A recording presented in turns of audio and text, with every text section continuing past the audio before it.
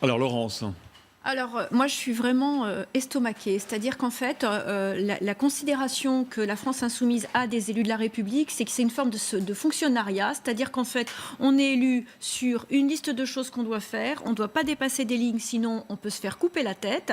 Et au final, eh bien, par exemple, un parlementaire, il est élu pour l'intérêt général de la nation. Si, sur son territoire, il a une majorité sur une question précise qui n'est pas d'accord avec la loi qu'il va voter dans le sens de l'intérêt général, eh bien, il va se faire révoquer, ou en tout cas, il en court le risque. Moi, je trouve que c'est extrêmement dangereux, que ça coupe court à toute forme de courage politique, et aujourd'hui, on en a vraiment besoin. Et en l'occurrence, l'exemple que nous a montré tout à l'heure Camille est très intéressant, puisqu'il démontre qu'en réalité, ce mode de scrutin mène exclusivement à l'immobilisme et très probablement pas à l'avancée et à et l'innovation. l'intervention des lobbies et des intérêts privés, comme Évidemment, donc en réalité, on est face à une proposition qui est avant tout démagogique, clairement, mais qui ne va absolument pas dans le sens de l'intérêt de la nation.